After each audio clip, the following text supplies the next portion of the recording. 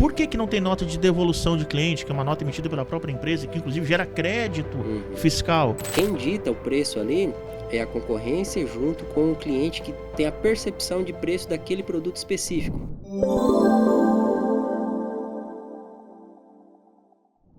E estamos aqui, mais um episódio do Conta Comigo Cast. E estou aqui com o meu sócio, Maxwell. Maxwell, agora é nós, hein? Agora é nós, vamos lá. Eu tava ansioso para esse episódio, Max, que acho que é o primeiro que a gente vai falar. É o primeiro eu te entrevistando, trocando ideia aqui sobre contabilidade. A gente sempre tem falado aqui sobre financeiro, é um dos pontos fortes aí do nosso escritório, essa entrega dos dados, do financeiro. Mas esses dados, ele é para alimentar, né, o gerencial do nosso cliente, é um anseio dos donos de supermercado, ter os números na mão, mas também é um anseio da contabilidade. Sim. A contabilidade precisa disso para fazer um bom trabalho. E hoje a gente quer trocar uma ideia sobre isso. E seja bem-vindo ao nosso podcast. Valeu, Liab, obrigado. Pessoal que está acompanhando aí hoje, vamos falar um pouquinho de contabilidade, né? Principalmente para o ramo de supermercados. E eu espero aí trazer muita informação, poder enriquecer aí a trajetória de vocês e vocês poderem aplicar o que a gente vai discutir aqui hoje. Show. Max, cara, só pra gente começar aqui, se você puder, de forma mais resumida, a gente já entra aí definitivamente na nossa pauta aí do dia, do episódio.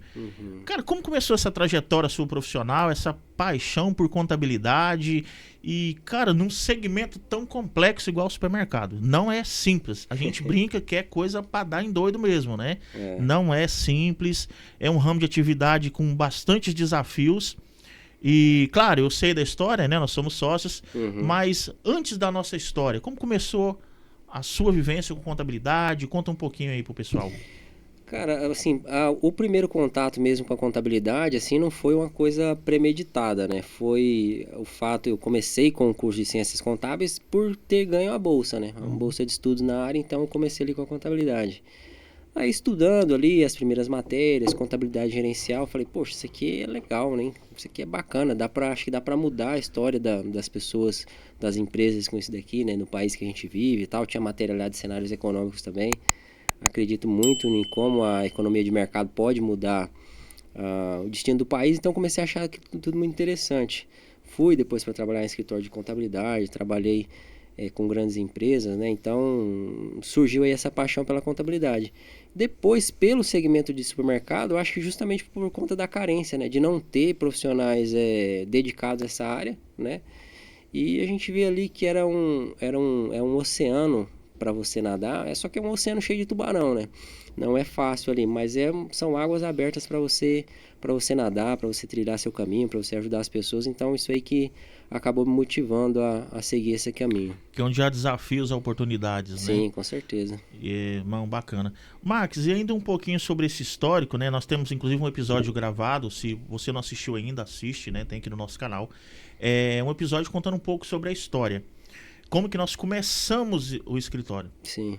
Mas só pra gente enfatizar aqui, que talvez não foi tão abordado lá, como que você conheceu o Eliabe? Como que foi esse encontro com o Eliabe? E o que te fez iniciar essa parceria, que hoje nós não somos só nós dois mais, né? Eu, você, o Leandro e o Sérgio, que é do Rio, nós estamos em Rondônia, eles no Rio. Então nós somos em 4 sócios. Hoje na Conta Comigo Before. E inicialmente nós abrimos o escritório Before Consultoria, né? O antigo B4 Contabilidade, né? Na pronúncia aí, Before Consultoria. Que nós montamos junto, nós dois, e o projeto deu certo, enfim, tem toda a história no outro episódio. Mas como foi aí esse encontro com o Eliabe? E, claro, é uma trajetória muito bonita, então recomendo vocês novamente assistam lá.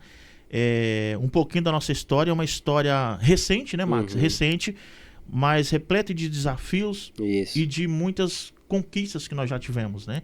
Inclusive, agora dentro de mais 30 dias, 40 dias, a gente está mudando novamente para um outro ponto comercial, para uma outra estrutura, porque a equipe aumentou muito, né? E isso é fruto de muito trabalho, muita dedicação. mas é um pouquinho da história que talvez não foi contada no outro episódio, sobre esse nosso encontro. Assim, tudo começou, né, com a empresa que a gente trabalhava, né, que era um grande escritório que tinha, né, aqui no estado, tinha sedes, filiais espalhadas pelo estado, né, a gente Sim.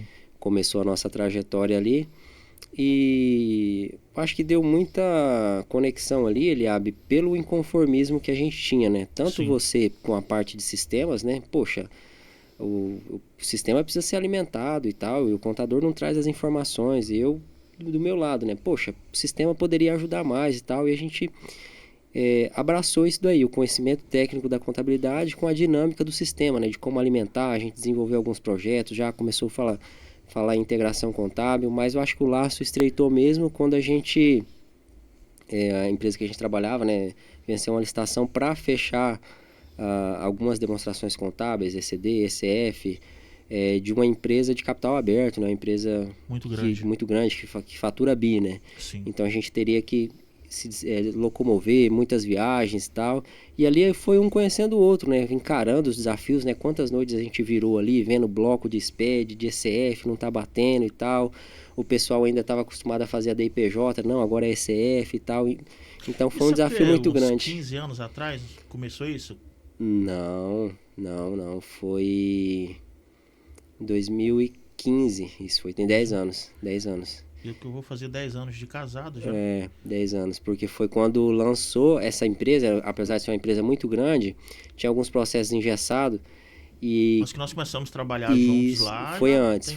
Quase uns 15 anos. Isso, né? Foi antes. Agora, esse projeto começou em 2015, que foi quando terminou a DIPJ verdade. E começou a ECF, né? Só que sobre integração contábil, a gente estava falando isso há quase 15 anos atrás. Sim. Hoje é modinha, é um dos hypes, né, na contabilidade, é a integração contábil, software de integração para tudo quanto é lado. Isso. A gente estava falando sobre isso em um momento que poucas pessoas no Brasil falavam sobre isso, né? Exatamente. Eu lembro que a gente estava lá nesse escritório desenhando no quadro como fazer essa integração contábil, né, do cliente com a contabilidade. Foi uma trajetória bacana, cara. E foi assim, e além da parte técnica, surgiu uma amizade muito bacana Sim. também ali desde aquele tempo, né? Assim, a gente convivia muito fora do escritório. E até assim um contexto, né, de pessoal fala, poxa, questão de sócio é complicado e tal, não pode fazer sociedade por amizade e tal. Mas a nossa sociedade teve o quesito amizade, né, que gerava ali aquela confiança, mas também teve... A gente se conhecia tecnicamente, né? O que cada um podia entregar e tal, então... As visões se casaram, né? Casou muito bem, então com essa parceria começou já, e assim, eu não me arrependi um momento de ter sócio, não teria aberto e não abriria o escritório sem um sócio de maneira nenhuma, né? Porque eu vejo que onde um não é tão bom, né? Onde um pode avançar, o outro pode, complementa e Exatamente. E é recíproco, tá, Max? A gente vai já mudar de assunto, porque daqui a pouco tem alguém chorando aqui. Então a gente, até olhando para a câmera, se você acha que sociedade é um problema, você precisa rever alguns dos seus conceitos. Estamos aqui 2 sócios e uma empresa no interior de Rondônia, extremamente bem sucedida, caminhando, crescendo, enfrentando diversos desafios, porém superando. E essa superação é fruto de uma sociedade forte, de uma liderança forte, de um time forte que nós viemos construindo também, né, Max? Sim. Para que nós possamos conseguir entregar um trabalho de qualidade para os nossos clientes. E eu queria entrar agora com você, Max. Por que supermercado, cara? Por que supermercado? Mas, Eliabe, acho que supermercado é aquilo que eu disse, né? Às vezes é um oceano para você nadar, né? De oportunidades, tanto oportunidades comerciais, financeiras e tal, mas até por conta da fé que a gente tem, né? Poxa, meu trabalho não é trabalho pelo trabalho, né? Quero, eventualmente, lógico, quero ter sucesso e tal, mas também quero que aquilo que eu faça gere impacto, gere mudança, né?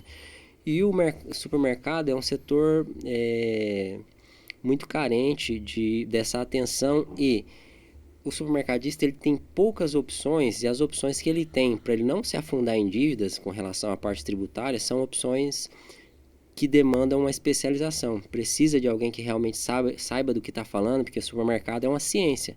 É muito diferente de outros ramos do varejo, né? Então, a concorrência é muito alta. as margens são muito apertadas, né? Então, precisa de alguém que entenda do negócio. Então, a gente, poxa, isso aqui é algo que a gente pode ajudar. É diferente de contabilidade de médico. Cara, contabilidade para médico é legal porque o médico é uma pessoa que é bem remunerada, você pode cobrar um honorário legal e às vezes você não tem tanto trabalho. Sim. Então você escala com isso daí. Mas, poxa, mercado é um desafio. Primeiro tem que ser lucro real, e aí muitas contabilidades já correm, né? Já começa por aí. Obrigatoriamente, o supermercado tem que ser lucro real, né? Então, assim, é a regra. Né? Lógico que vai ter a exceção ali, mas a regra tem que ser lucro real. Né? E então, raríssimas, né, Max? Raríssimas exceções ali não vai ser. O Max, e uma coisa, algo importante também que eu queria até te perguntar, como se disse muito bem, né, sobre as margens, a complexidade do negócio, eu já vi várias vezes, até antes de ter escritório, tá?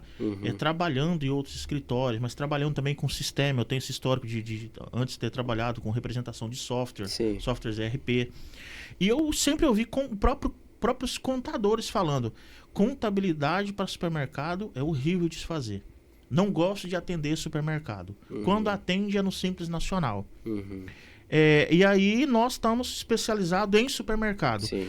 O que é para o empresário entender o que seria uma contabilidade especializada em supermercado? O que muda se as regras são as mesmas? Porque, convenhamos, as regras são as mesmas. Sim. Mas o porquê? Que diferença faz? Se você puder trazer aqui algo prático aqui para nossa audiência, coisas que, olha, a regra está aqui, é para todo mundo.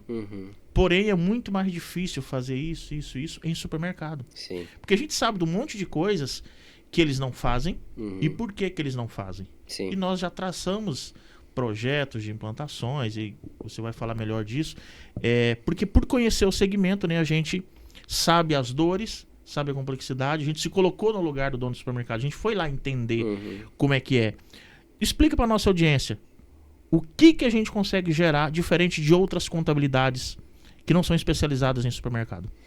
Então, aliás, o supermercadista, ou o ramo de supermercados, ele tem ali algumas diferenças muito, assim, latentes, né? Você pegar um exemplo simples do que a gente aprende na academia, né? Por exemplo, assim, como que precifica, como que calcula o preço de venda de uma mercadoria? Olha, você vai fazer a formulazinha lá, você coloca o preço de compra, mais os impostos, mais as despesas fixas, mais as despesas variáveis, e quanto você quer ter de lucro, aí faz uma formulazinha, divide, você vai ter o seu preço de venda. Certo. Isso aí não aplica para supermercado. Porque lá no supermercado você não tem a possibilidade de falar assim, olha, nesse pacote de arroz eu quero ter 10% de lucro líquido ou de margem, eu quero ter 20%.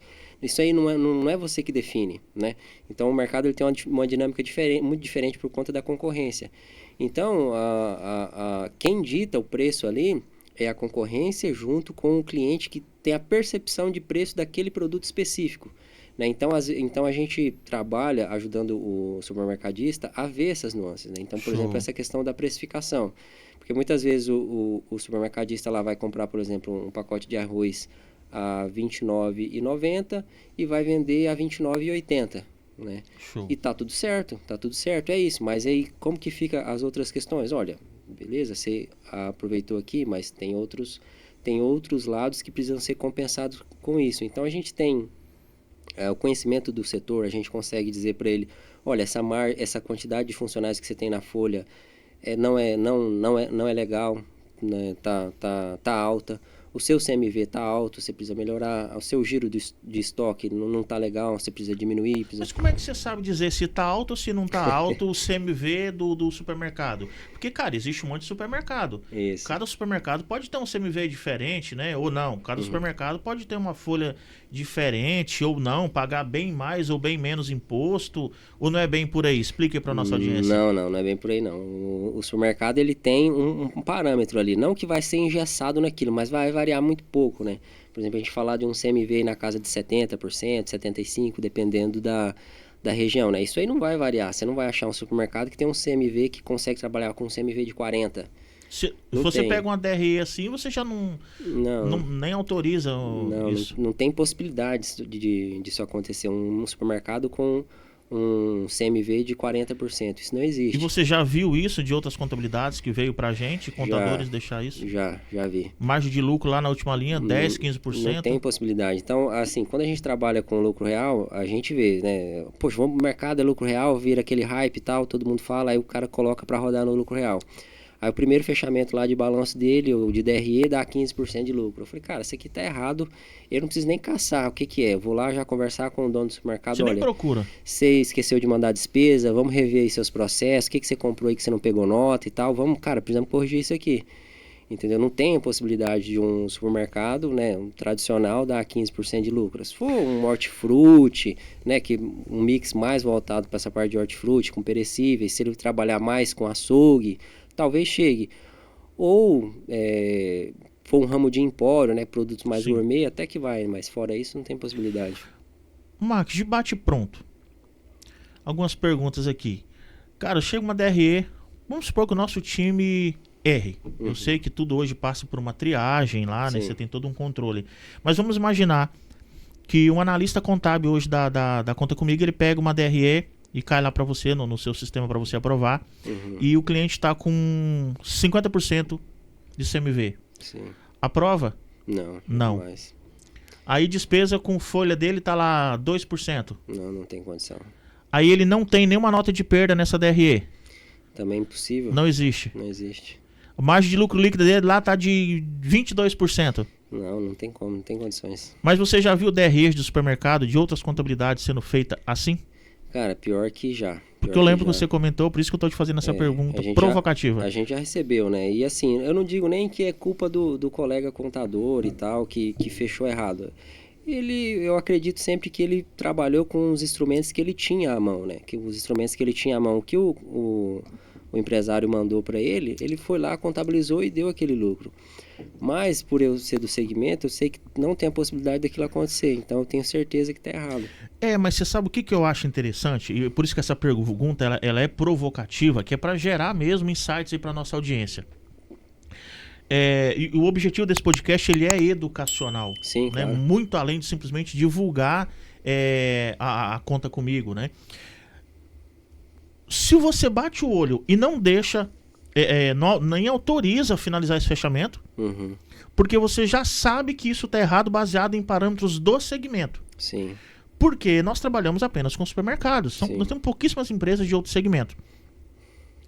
Agora, qual a possibilidade de um contador que atende qualquer segmento do varejo, não vou nem falar contador que atende médicos, advogados, prestadores de serviços, representantes, que mais? Indústrias, parte rural, agronegócio, por aí vai. Só no próprio varejo, como que um contador vai entender os índices, os benchmarks contábeis e fiscais de vários setores do varejo? Tem como? É difícil, né? Assim, o contador, por definição ali, ele é um profissional bem capacitado, né? Então ele vai chegar o insumo na mão dele, ele vai saber trabalhar.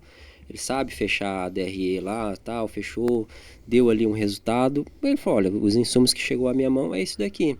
Agora, esse papel mais analítico, daí já foge um pouco da esfera contábil, né? Já foge da esfera contábil. Eu não vejo que o contador é obrigado a saber que um CMV de mercado de 40% está errado. Porque lá na academia, e até depois nas provas que a gente passa do CRC, é apresentado para a gente, olha, a gente vai pegar o subsídio, a informação, vai pegar o estoque inicial, mais compras, menos estoque final, vai dar o CMV. Então chega esse subsídio lá, ele vai colocar, e ele não vejo que ele é obrigado a saber que está errado. Agora, no meu caso, aí não é relacionado diretamente à minha profissão de contador, está mais relacionado ao meio que eu transito. Ultimamente eu tenho estudado muito mais sobre o setor de supermercado do que sobre a técnica contábil. Então tenho participado de eventos com o Leandro Rosadas, né? A gente está lá, a gente vê as palestras dele e conversando, somos alunos dele, né? Então nesses encontros, nessas mentorias, então a gente tem essa expertise, mas não pelo fato de eu ser contador, que a academia não vai me dar esse tipo de conhecimento, né? E também não denegrindo nem os colegas, porque eu vejo que eles não têm a obrigação de saber isso. Eu sei por conta desse trânsito que eu tenho, desse meio que eu estou inserido. E assim, nós não somos obrigados, mas também não somos acomodados, Exatamente. Né? Então, se eu sei que o meu cliente tem um problema, que o nosso cliente tem um problema, de falta de conhecimento, até mesmo para enviar as informações corretas para a contabilidade. Uma vez que eu conheço o segmento dele. E a gente sabe o que deve vir de lá para cá. Sim. Ou até mesmo a gente sabe o que deve vir, porque a gente sabe o que acontece lá. Como você disse, né? Eu perguntei para você, você disse que não. Sobre não tem possibilidade de um supermercado não ter tido nenhuma perda no final do mês. Não, impossível. É praticamente impossível. Não é praticamente não, é impossível. É impossível. É impossível, né? não tem Se não for, beira a impossibilidade. Não tem como um tomate lá não estragar no supermercado. Então, se é certeza que teve perda, por que não veio a nota? Exatamente. Esse é o diferencial de uma contabilidade que entenda do segmento. Uma outra coisa, qual supermercado que não faz troca de produto, devolução? O cliente comprou, poxa, estava errado, não é essa marca, era outra.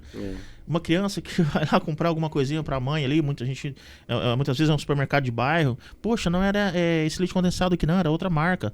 Mas vai lá, tem que fazer uma troca, uma devolução. Isso. Por que não tem nota de devolução de cliente, que é uma nota emitida pela própria empresa, que inclusive gera crédito fiscal? Como que não chega uma nota de devolução em um mês, no segundo, no terceiro, no quarto, em todo um trimestre de fechamento contábil? Então, esse é o segredo de uma contabilidade que entenda do segmento, que entenda os números. Porque sempre que tem erros, e aí me corrija se eu estiver errado, né? Você sempre me passa isso lá, nas nossas reuniões internas, né, do escritório, que é o seguinte: sempre quando vai fechar o trimestre, você analisa e muitas das vezes falta nota. Nunca sobra. É dificuldade do empresário, muitas das vezes, de consolidar tudo isso. Não é o dono da empresa que envia essas notas para a contabilidade. Por outro lado, mas quem paga o imposto é ele. O IRPJ, a CCLL do trimestre. Então, como que a gente consegue garantir para o empresário que tudo que deveria vir para a contabilidade está vindo? Eliabe, essa pergunta que você me fez é bem relevante, mas eu queria voltar um pouquinho atrás de uma pergunta que você tinha me feito. Qualquer coisa eu pergunto de novo, não tem problema não. É que você tinha feito e aí você pegou outro gancho, eu acabei entrando por outra linha, mas vamos lá. Mas voltando àquele quesito da o que uma contabilidade especializada pode fazer, né? Você entrou num assunto aí bem legal, que é sobre essas nuances, né? Por que eu sei que um CMV de supermercado não pode ser 40%, às vezes ou não pode ser 85%, 90%, né? Senão o cara vai quebrar. Às vezes até pode ser por algum erro de gestão, né? Para mais. Mas o que acontece? A gente tem procedimentos nesse sentido aí que você falou. Por que o CMV às vezes está muito baixo?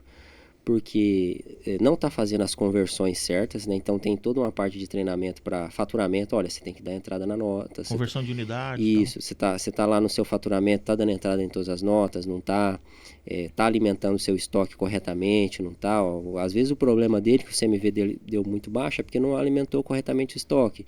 Aí ele compra em fardo, vende unidade, aí não está fazendo a conversão correta, o sistema não tem condições de gerar relatórios confiáveis. Aí ele vai fazer uma contagem de estoque, não tem ali parâmetros para definir de acordo com o que entrou. Então isso tudo vai impactando o CMV dele. Então quando um cliente entra lá com a gente já dá esse roteiro. Você tem que fazer... Outra coisa que às vezes acontece também com relação ao consumo interno, né? Poxa, dá baixo para consumo interno. Por exemplo, o supermercadista lá precisa fazer a limpeza do supermercado, precisa lavar os produtos ali, os utensílios da padaria. Ele não vai no concorrente comprar um detergente, ele vai pegar na prateleira. Mas vamos lá. Aí tudo isso aí vai impactar no CMV do cara. Essa correta inserção das informações, né? Muito obrigado. Se está fazendo nota de perda, se não está, se está fazendo a nota de consumo interno. E para além do controle gerencial, né, tem também um controle fiscal, né? Porque se você não faz ali essas correções, aí você vai ter depois o governo te acusando. Olha, a sua empresa aqui deu o famoso VAF, né? Que as suas compras aqui e as suas vendas não estão de acordo. Max, isso daí é legal. Eu queria até que você explicasse aqui algumas coisas que eu sei que você já treinou a operação, você desenvolveu uma série de manuais, só para contextualizar aí, né, Max, para quem está chegando agora, talvez está assistindo apenas, esse é o primeiro vídeo que você está assistindo aqui do nosso canal, nós temos diversos conteúdos, então assista, se inscreva no nosso canal, dê o like, dá essa moral aí pra gente. O Maxwell, ele é o nosso CEO, né, Max, dizendo aí na sigla corporativa, é o nosso diretor de operações hoje. E eu atuo mais na parte comercial. Comercial também, né? Trabalho junto com o Max ali na parte estratégica da empresa, dirigindo a empresa, mas estou mais ligado à área comercial. Mas algo que eu achei que, inclusive, que ajudou muito, os clientes nos deram um feedback muito positivo, foi aquele diagnóstico de operações fiscais. Todo cliente que chega na empresa, todo cliente que nós que fecha com a gente, vem trabalhar com a gente, o nosso time faz um contato, isso na parte fiscal. Eles fazem um diagnóstico de como que estão as operações fiscais do cliente hoje, o que está adequado, o que não está. E, se eu não me engano, ainda entrega alguns manuais. O que é isso? O que é olhado nesse diagnóstico? Então, para o supermercado, Eliabe, tem uma dinâmica muito grande, muito complexa, por exemplo, com relação a esse fenômeno que aconteceu principalmente na década de 90, né, que é a questão dos açougues vir para dentro do supermercado. A gente tinha as casas de carne, né, a partir da década de 90, isso foi incorporando para dentro do supermercado. Padaria também, hoje a gente já tem lanchonete, restaurante. Então, se tornou uma operação muito maior do que varejo simplesmente, né? Tem produção dentro do supermercado, né? Então, o que a gente valida? Olha, como é que estão as suas operações de padaria? Você compra a mercadoria, ela entra direto no seu estoque ou tem um estoque separado para a padaria? E a mercadoria que você pega lá na prateleira e envia para a padaria ou para o açougue? Como que você faz? Como que funciona essa dinâmica tanto para registrar isso no seu sistema de gestão quanto para a parte fiscal, né? Fazer essa nota dessa transição? Quando um cliente te devolve a mercadoria, não gostei disso aqui, é feita a nota de devolução, não é feita? Nota de reclassificação, né? Em muitos estados, principalmente na região norte, o pessoal tem o costume de comprar a vaca casada, né? Não compra já os cortes pronto na caixaria, né? Então eu compro o boi inteiro ali, né? Isso, compro o boi inteiro, mas eu vendo fraldinha, picanha, contrafilé, tal. Não é que casa, né? Entra boi, não vende boi, vende fraldinha, mas não entra fraldinha. Isso, então isso aí vai dando um furo de estoque tanto no seu sistema, no sistema gerencial da empresa, quanto para o fisco. Sim. Quanto para o fisco, porque você nunca comprou uma peça de picanha, mas todo dia você vende picanha, entendeu? E compra vaca casada todo dia, nunca vende. Exatamente. Então, o supermercado ele tem uma dinâmica própria, é uma ciência ali dele. Então, a gente já tem esse manual que a gente já sabe. E assim, é até gratificante, porque eu já tive conversas com clientes e eu estou explicando ali, da padaria, quando você compra o trigo, assim, não sei o que. Eu falo, aí a pessoa olha assim, mas você já trabalhou no mercado, que você sabe tudinho como é que funciona? Pô. Exatamente. Então, isso aí é gratificante, a gente fica até feliz, né, de ouvir esse tipo de feedback, mas realmente a gente casa o conhecimento contábil com esse conhecimento que a gente tem de chão de loja mesmo. De chão de loja. A gente sabe que ele é muito complexo o volume. Qualquer mercado que fatura ali entre 300 e 400 mil, já é um mercado até de porte pequeno, ele vai ter fatalmente ali 2.000 boletos, vai ter ali 300, 400 notas por mês, vai ter ali 10 mil XML. Então, é um volume de dados que você tem que entender, trazendo esses números, né, só para entender a quantidade de operações que você tem. E a complexidade disso. E aí, 1, 2, 3 notas não enviadas para a contabilidade, como é que o contador vai saber disso, né? Por isso que a gente tem até ferramentas hoje na empresa para isso, né, Márcio? Para esse controle. Você tem que ter mecanismos, porque a gente tem muitos clientes ali, né, que tem mais de 100 mil XML de saída, que tem mais de 2, 3 mil notas de entrada no mês. Então, às vezes, alguma empresa não quer se aventurar nesse ramo, justamente por isso. Além de você prestar um bom trabalho, você vai ter que ter ferramentas de controle para garantir que toda a informação está chegando para ti. Hoje, inclusive, Max, em média, né, de 5 a 6% do nosso faturamento nós utilizamos para investimento em tecnologia, todo mês. Se você lembra desse dado, eu tenho esse número fresquinho na cabeça. De 5 a 6%. 5, 5,5, 5,2, 5,8, varia muito. A gente, às vezes, alguma ferramenta a gente contrata, vê que não foi tão interessante assim, a gente encerra, contrata uma segunda, uma terceira ferramenta. Às vezes a gente tem 3 ferramentas para cuidar da mesma coisa, para que se uma furar tem uma segunda, se as 2 furar tem uma terceira. Então a gente tem um investimento bem, bem significativo em tecnologia e que a gente pretende não diminuir isso. Né? Muito pelo contrário, né? No mínimo manter, porque a gente sabe que com esse volume de transações é humanamente impossível não contar com a tecnologia para executar um trabalho de qualidade para os donos de supermercado, né? Exatamente. E, cara, tem muitos dados, né? Falando assim até de conhecimento fora, esse conhecimento que a gente tem do setor em si, a gente também tem o conhecimento técnico desse setor com com relação assim, aos percentuais que são aceitáveis, né? A gente sabe, por exemplo, que um mercado, em média, de 30% a 40% do faturamento dele são de produtos tributáveis, né, pelo PIS e COFINS. O restante é o alíquota zero ou monofásico. Então, já conheço essa dinâmica. Eu sei que se estiver saindo fora disso, cara, seu cadastro de produto não está legal. A gente precisa rever ele. Show. Não é só, assim, depender de uma ferramenta externa, né, para fazer auditoria e tal, porque, às vezes, a ferramenta pode corrigir a tributação do produto pelo NCM, mas e se o NCM estiver errado? Sim. Então, eu sei que o mercado ele não pode ter mais que 40% da venda dele tributada no PIS e COFINS. Então, você quer dizer o seguinte, se o supermercado ele vendeu 1 milhão, e aí você pega a demonstração do PIS e COFINS, nosso time fiscal fechou lá, veio errado do cliente, nosso time também não detectou, cai lá para você analisar, porque eu sei que tudo você tem algumas análises bem rápidas, tem ferramentas internas hoje que cruzam isso, você só olha quando dá inconsistência mesmo, né? Isso. Porque você já parametrizou isso. Se um supermercado que fatura 1 milhão, deu lá que 700 mil desses 1 milhão é tributado no PIS e COFINS, 300 mil dessa venda é alíquota zero monofásico, cara, tá errado. Acende uma luz ali de alerta já. É bem a possibilidade maior, 90% é que tá errado, né? Assim, salvo se o mix de produto dele é muito. Mas eu digo de uma maneira geral. Não tem tá essa errado. possibilidade. Ele não pode passar de 400 mil. Agora, como que um contador vai entender toda essa dinâmica? Qual o percentual da venda é tributável ou não no PIS e COFINS, no ICMS, de tudo quanto é segmento? Não tem como. E assim, é análise de dados, né? E é dados que eu tenho de vários supermercados que são clientes nossos, né? Como a gente tem uma base de supermercadista muito grande, então eu já consigo desenhar esses cenários, né? De acordo com por região e tal. Eu sei qual que é a região dá mais ICMS, dá menos e tal, dependendo do estado. PIS e COFINS é nacional.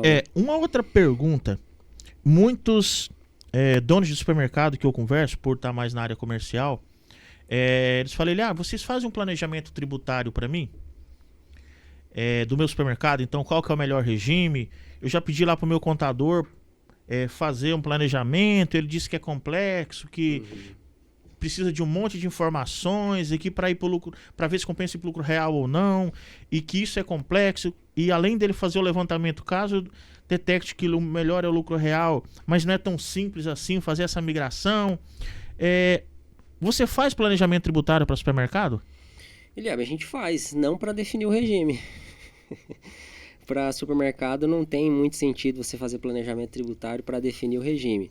É lógico que eu já sei qual que é o melhor regime ali, com poucas perguntas que eu faço para o supermercadista, né? Qual que é o faturamento e tal, dou uma olhada mais ou menos no mix. Poucas perguntas eu já sei qual que é o regime. Quais as principais perguntas que você faz, até para nossa audiência? Qual que são as principais perguntas que você faz, assim, de forma bastante resumida mesmo? Falou, se você tem isso, isso e isso, porque aí você vai fazer o planejamento tributário dele aqui agora.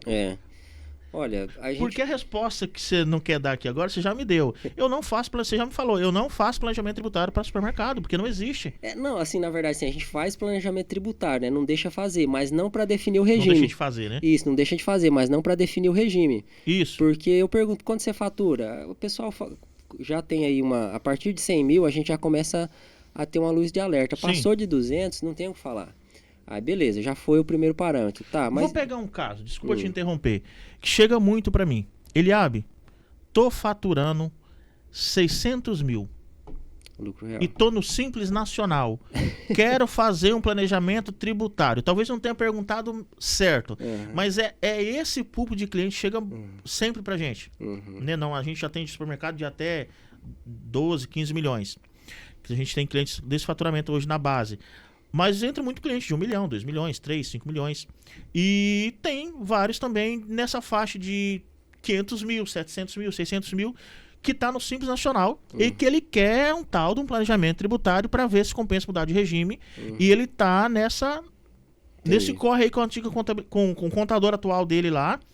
E o contador fala, cara, não sai do Simples não, continua, lucro real é complexo, a gente tem que fazer um planejamento tributário, depois um planejamento de imigração. Sim. Para esse público, existe planejamento tributário? Precisa fazer planejamento tributário? Não, para definir o regime não, Eliabe, não tem como. Por quê?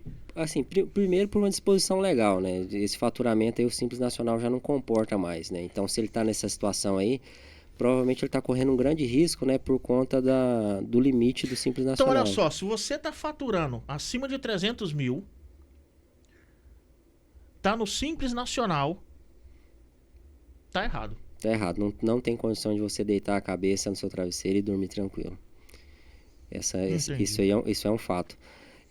O que a gente pode fazer de planejamento aí é assim, algumas estratégias mais específicas, né? Mas o regime tributário para ele é lucro real. O que eu posso perguntar, tá, mas você tem mais ou menos ideia de quanto que é a sua venda de hortifruti? Falar, minha venda de hortifruti aqui eu sou mais focado no hortifruti, 80% da minha venda é hortifruti. Aí eu falei, beleza, vou dar uma segurada. Mas ele não é supermercado. Aí praticamente, mas já é verdade, já mais o ramo dele é hortifruti, né? Já não é nem o KNAI principal dele. Mas se for na média, cara, você tem que ir pro lucro real. Aí o que o pessoal tem a dificuldade? É se adequar para ir pro lucro real. Porque ele não sabe fazer esses procedimentos para controlar o estoque, né? Fazer a nota de perda, fazer a nota de desagregação, fazer a nota de consumo interno, a nota de transformação de produtos que está lá na prateleira, né? Para itens que são de produção, como de padaria. O cara não sabe como fazer nota fiscal de formação de kit, né? Quando ele vende cesta e tal. Então é muito mais fácil eu tributar. E para tudo isso tem manual, né? Isso, para tudo isso tem um manual, tem produzir esses manuais. Exatamente. Né? Então é muito mais fácil eu tributar a saída, tributar o que eu vender, eu coloco um percentual em cima do que eu vender. Só que eu vou explicar para você vai entender certinho por que não faz sentido outro regime para o supermercado que não lucro real. Se você opta por tributar Explica para eles ali. Se você opta por tributar a sua empresa, o seu supermercado sobre o faturamento, vou te dar aqui poucos exemplos. Você compra o arroz por R$ 29,00 e vende por R$ 28,90. Você compra açúcar, sei lá, por R$ 7,00 e vende a R$ 6,90. Você compra leite por R$ 5,00 e às vezes vende a R$ 5,50. E você está tributando a sua receita, a chance de você quebrar é muito grande. Por quê? Você está tributando em cima do todo, você não vai ficar com esse lucro. Nem tem essa margem. Não tem. Esses produtos são só você é dono de supermercado, você sabe.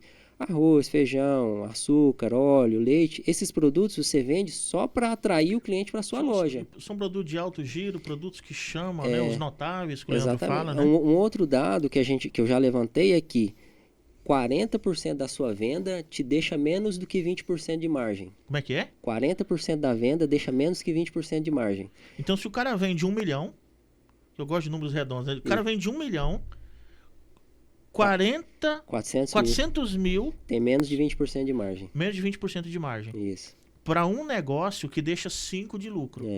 Por isso. Óbvio que 95... Aí tem o CMV...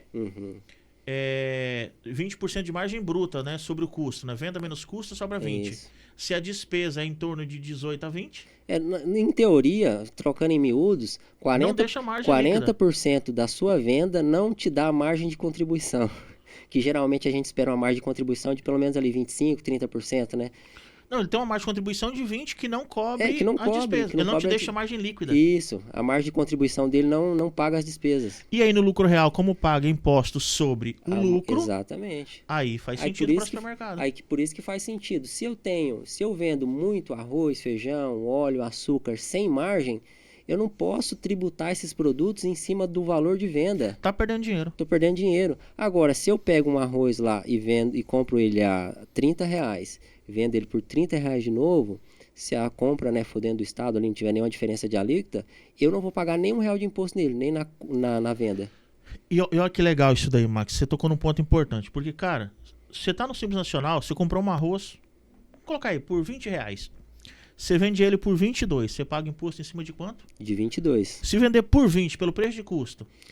Por 20. Paga imposto em cima dos 20. E se vender com prejuízo de R$2? Não, vou fazer uma promoção aqui, é R$17,99. Vou vender R$18 o arroz. Paga imposto? Em cima de 18. Olha só. A mesma pergunta agora. O supermercado, nosso cliente que está no lucro real. Ele vende o arroz, compra por 20, vende por 22. Paga o imposto em cima de quanto? De 2. E se vender pelo preço de custo, R$20? Não paga imposto. E se comprar por 20 e vender por 18? Também não paga imposto, fica com prejuízo e ainda sobra um créditozinho para ele abater. Então gera um crédito em cima dos R$2 que ficou de prejuízo. Isso. Essa é a diferença do regime tributário adequado para o seu segmento e de contar com a contabilidade, com um contador especializado no seu segmento. Então, acho que ficou bem claro aqui, pela essa especificidade do segmento, não faz sentido. Se você tivesse um outro regime, um outro negócio que te deixasse, por exemplo, uma margem muito maior, seu lucro final fosse 20%, 15%, 25%, aí beleza, faria sentido a gente... Mas é o que eu falei, 40% da sua venda, a margem de contribuição que sobra não paga as despesas. Não paga as despesas, então não faz sentido o teu regime. Não tem nem o que se conversar. Aí é lógico, a gente vai fazer planejamento tributário em outros sentidos, né? Entendi. Em outras questões. O prédio que você usa o seu mercado aqui, o prédio é da própria empresa, não é e tal. Tem outras questões para a gente fazer, né? A abertura, olha, por exemplo, eu tenho mais de uma unidade, né? Então, do ponto de vista de gestão, é interessante eu ter um CD. Né? Então, como que eu vou trabalhar esse CD? Como que vai ser essa dinâmica? Eu posso ter uma dinâmica assim, as minhas unidades, por exemplo, pagam para esse CD armazenar a mercadoria, né? Então, eu tenho ali uma empresa num cenário global, uma compensando a outra. Lógico que isso aí não pode ser feito só para pagar menos imposto, tem que ter um propósito negocial, uma natureza econômica para isso daí, né? Mas tem também questão de planejamento tributário, o cara fala assim, olha, eu estou com o meu mercado aqui, eu quero abrir um restaurante. Eu falei, poxa, não dá para você abrir no mesmo CNPJ, a margem de lucro de um restaurante é muito diferente, isso aí tem que ser um negócio à parte. Vamos separar as empresas. Vamos fazer um negócio à parte. Então, tem estratégia de planejamento tributário, mas não para definir o regime. Mas para economizar ainda mais dentro do próprio regime. Para economizar ainda mais dentro do próprio regime. Max, que legal. Agora ficou claro, acho, para nossa audiência também, por que eu disse, né, que aquela hora por que você não gosta de fazer planejamento tributário para supermercado. Eu acho que ficou bem contextualizado. É porque é desnecessário para definir regime, né? Não tem. E eu acho legal quando os clientes conversam com a gente, né, comigo, contigo, muitas das vezes tá nós dois na reunião. Eu gosto, sinceramente, é algo que nos enche de orgulho, um orgulho bom, né, Max? O cliente não fica dúvida. Não. Tudo que ele pergunta, a gente responde. E coisas que ele nem pergunta, a gente vai lá e toca naqueles pontos que são sensíveis para ele e fala, poxa, não preciso nem contar isso pro contador, ele já sabe que eu tenho esse problema. E ele vai me ajudar a resolver. E que dica você daria para supermercados que estão ainda no Simples Nacional, faturando acima de 200, 300 mil reais, ainda está no Simples Nacional, dependendo de um planejamento tributário do contador? Olha, não dá para ficar, Eliabe, sinceramente, assim... Errado. Tá errado. A carga tributária que você está pagando, se você tiver ali correto, né, emitindo 100% de nota, a carga tributária que você está pagando está te matando. Se você tiver com esse faturamento aí, acima de 200 mil reais, você vai estar pagando mais de 10% de imposto, com certeza. Poxa. E o supermercado não te dá isso, a não ser que você não tem mais ninguém na sua cidade, você está num vilarejo lá, e você consegue colocar a margem para cima, mas o supermercado não te dá 10%. Então não faz sentido, tem que ser mudado. Agora, não é tão complexo quanto você imagina. Tem ferramentas, tem saídas, né, para você migrar. É lógico que você vai precisar de mais controle. Mas a paz que isso vai te dar, de você saber que você não está sonegando, você não tem que sonegar, isso aí vai ser muito importante para você. E também o fato de que você, migrando para o lucro real, você coloca ferramentas de controle na sua empresa que não vai ser só para o lucro real. Né? Se você, por exemplo, tem a política de emitir 100% de nota fiscal porque você está no lucro real, em alguns casos você já evita, por exemplo, perdas por furto. Porque quando você não emite 100% de nota fiscal... Onde que está registrada todas as suas vendas? Né? O sistema nem permite. Exatamente. Isso, né? Então tem algumas atitudes que você tomar. Agora eu vou para o lucro real, vou ter que controlar aqui o meu financeiro e tal, ter que pegar a nota de tudo. Então isso aí também já te ajuda em alguns aspectos, entendeu? Ô Max, inclusive, para a gente caminhar aqui para o final, você disse algo já algumas vezes para clientes e que eu achei muito, muito interessante. Eu queria que você dissesse isso aqui para a nossa audiência. Muitas das vezes o contador, o cliente, né, o supermercadista, quem está nessa situação do Simples Nacional ainda, faturando ali acima de 200, 300 mil reais, ele não está no Simples por resistência dele. Eu sei que tem também. Mas muitas das vezes é por resistência do contador. O cliente tenta o tempo todo. Não é raro a gente encontrar aqui empresários vêm conversar com a gente e falam, não, já fui no meu contador 3, 4 vezes, se não compensa ir pro lucro real, porque eu tenho vários amigos que têm empresa, tem supermercado também, tá no lucro real, fala que o lucro real é melhor, e meu contador fala que não. Então é nítido pra gente, né, que ele tá no Simples Nacional ainda, não é por causa porque o empresário não quer.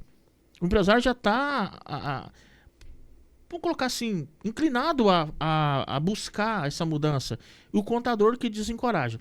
E o contador fala bem assim, não é tão simples assim mudar de regime. É complexo. Você tem que organizar isso, seu financeiro e tudo com nota. Você tem que emitir nota de devolução, tem que fazer isso. E fala lá uma série de pré-requisitos. Você quer mudar? Eu vou te dar o checklist de tudo que você tem que mudar. Eu, olhando de fora, cara, é complexo mesmo. Sim. E aí você fala, um dia você falou assim, o contador que diz isso, ele não está mentindo. Só que nós dizemos para os nossos clientes que é fácil. Com a gente é fácil. Que o contador não falou nada, não é nenhuma mentira, o contador falou a verdade. É difícil mesmo. Sim. E aí eu vi um dia você falando para um cliente, ele tá certo quando ele disse que é difícil. E nós aqui da Conta Comigo estamos certos também quando dizemos que é fácil. Porque é fácil com a gente. Porque nós entendemos as suas dores e vamos pegar na sua mão e vamos fazer essa migração com você. Eu não vou passar um checklist de pré-requisitos que você precisa cumprir, ir atrás do seu sistema, ir atrás de não sei da onde para pegar soluções e se organizar. Exemplifica um pouquinho isso. Porque eu disse você... Um dia me chamou muita atenção isso aí. Você disse, não, o seu contador não tá... Não mentiu não quando ele disse que é difícil. E você disse, mas aqui com a gente é fácil. Sim. Assim, não dá pra mim... Eu não julgo o colega, né, o contador. Eu acho que ele tá na razão dele, inclusive, né? E realmente é complexo. Pro empresário, ele migrar pro lucro real é complexo. E o contador não tá errado nisso, né? Ele falou, tem uma série de pré-requisitos. Eu vou precisar que você lance a nota no sistema, precisar que venha isso, precisar que você me mande um relatório de estoque, de fechamento de caixa... Os relatórios de pagamentos, financeiros, relatório de pagamento e tal, porque é uma contabilidade terceirizada. Então, o contador vai fazer isso não lá tá no escritório. Não tá lá dentro vendo as movimentações, né? Ele precisa dessas informações para poder ele prestar o serviço e fazer o fechamento. E eu digo que, na maioria dos casos, ele além dele estar certo nas ponderações dele, se viesse as informações, eu digo que ele também conseguiria fazer o fechamento da contabilidade, né? Mas o cliente consegue se organizar por conta própria, pegando um checklist ali da contabilidade, fala, agora eu vou organizar isso aqui para daqui 3 meses, 6 meses, 1 ano eu mudar para o real. Porque eu vejo o contador falando que em média é 1 ano de organização, né? E até emendo isso numa pergunta. Quanto tempo em média a gente consegue ajudar um supermercado a se organizar para ir para o lucro real? A gente tem esses números, né? Tem esses números, sim. A gente varia, depende, é muito da análise do caso concreto, né? Mas 3 meses, 6 meses... De 3 a 6 meses a gente já deixa o cliente pronto para migrar de regime. Já pronto para migrar de regime. E com o financeiro na mão, né? Exatamente, com o financeiro na mão. Mas, assim, voltando à questão do contador, ele tá certo e não tá errado, não. O que a gente faz, o que eu me proponho a fazer, e não só eu, né? Mas a empresa como o ecossistema todo, não é... fazer o que o contador faz, né? Eu gostaria de fazer... a gente se propõe a fazer um pouco mais. Então, eu já tenho os procedimentos administrativos que ele precisa tomar. Eu já tenho mapeado e já tenho isso de uma forma estruturada para treinar ele. Não nos procedimentos contábeis, mas nos procedimentos administrativos que ele tem que ter. Que vão culminar em dados contábeis. E isso aí que eu falo, o contador está certo. Se ele receber os dados, ele vai fazer. Então, eu não posso dizer aqui que eu sou melhor que o outro contador. Não, a gente... Que nós nos propomos a fazer. Exatamente. Em nenhum momento eu disse que eu sou melhor que o contador A ou B. A questão é que a gente já tem mapeado procedimentos que não são contábeis, administrativos dentro da empresa, questões de gestão, que vão propiciar para ele poder fazer essa migração. Então, a gente já tem checklist, a gente tem manual de relacionamento com o fornecedor, né? Então, como que ele vai se relacionar com o fornecedor? A gente tem treinamento, a gente tem validação desse relacionamento dele com o fornecedor, que é um papel mais administrativo do que contábil. Só que isso daí que a gente chama lá de os fatos contábeis, né? Então, o que gera na empresa, o que acontece na empresa gera fatos contábeis. Então, a gente mexe nas alavancas administrativas ali para gerar isso, né? Com manuais, com treinamentos, com conscientização. Muitas coisas não sou eu que faço, né? Tem a equipe de consultoria ali, tem profissionais que não são nem da área contábil, né? Que estão ali auxiliando, profissionais que às vezes são formados em administração, são formados em economia. Outros com vivência em anos de chão de loja de supermercados, isso, né? Outros nem formação acadêmica têm, né? Outros nem formação acadêmica têm, mas tem muita experiência em supermercado, né? Então, o cara dá uma dica ali e tal, vai ajudando. Então, a gente tem esse know-how administrativo para gerar. E a equipe de implantação, né, Max? Inclusive, o nosso departamento de consultoria ele subdivide, né, em a equipe que faz as análises financeiras todo mês para o cliente, entrega, e tem a equipe de implantação do financeiro e de rotinas fiscais, porque a gente sabe que é algo que precisa mesmo ser implantado, é um trabalho inicial um pouco mais chatinho, mais pesado para o cliente, caso ele fosse fazer por conta própria. Então a gente pega na mão mesmo desse empresário e faz essa transição junto com ele. Isso, porque a gente presta um serviço que é de consultoria financeira. O serviço de consultoria financeira já adianta muito o lado da contabilidade, entendeu? Adianta muito, porque a partir do momento que você implanta um financeiro lá na empresa, né? Que nem sou eu que implanto, nem a equipe contábil que implanta, tem um departamento de consultoria financeira, né? Um nicho lá, um departamento da nossa empresa que vai implantar isso aí já resolve o lado da contabilidade. Não tem nada a ver com contabilidade. O cara vai lá ensinar para ele como é que gera contas a pagar no sistema, como é que faz a baixa do contas a pagar, como é que lança uma despesa no sistema e tal, como é que faz a conciliação dos extratos lá dentro do sistema.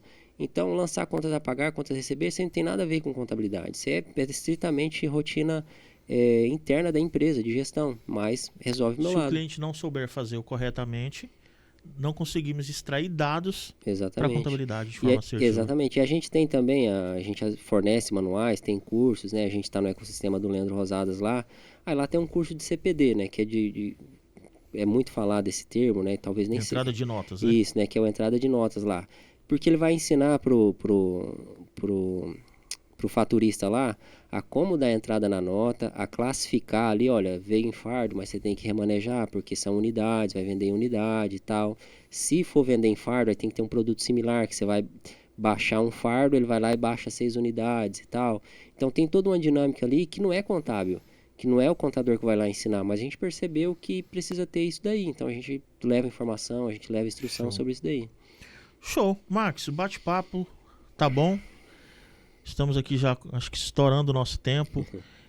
Que papo bom. Eu acho que a gente vai ter que gravar mais episódios, não é só mais um não, sobre essa dinâmica. Se tiverem dúvidas, pessoal, deixa nos comentários, a gente vai ter o maior prazer em respondê-los. Nos procurem também, tem as nossas redes sociais. Se inscreva no nosso canal, deixa o like, entre em contato com o nosso time comercial. Tem o nosso site, nosso blog com bastante conteúdo, né, demais redes sociais aí, Instagram, LinkedIn. E o foco é entregar conteúdo de qualidade aí para vocês aí do segmento de supermercado. Max, faça suas considerações finais e desde já, mais uma vez, obrigado aí pela parceria de sempre. Imagina, eu que agradeço pelo papo bom aqui, pelas perguntas muito bem colocadas, e o que eu deixo pro supermercadista é isso, olha, não vá por outro caminho que não seja o lucro real. Se você não se sente pronto, não se sente preparado, tem muito material, né? Tem estudos, tem cursos, vídeos, né? na internet, no próprio canal aqui da Conta Comigo, tem muito material, né? Sobre migração de regime tributário. A gente tem muitas dicas no nosso Instagram também, a gente fala muita coisa sobre coisas que você deve organizar aí na sua empresa, né? Para migrar para o lucro real. Se você quiser fazer tudo isso aí com o seu contador, não tem problema. A gente está aqui realmente para cumprir o nosso propósito, que é levar conhecimento, levar informação. Então, se você analisar as nossas postagens, os vídeos que a gente coloca aí na rede... E colocar em prática, né? Isso, já colocar em prática, você já vai ter um grande avanço aí. Se precisar da nossa ajuda, conta comigo. Eu estou aí à disposição para ajudar vocês. Conta comigo.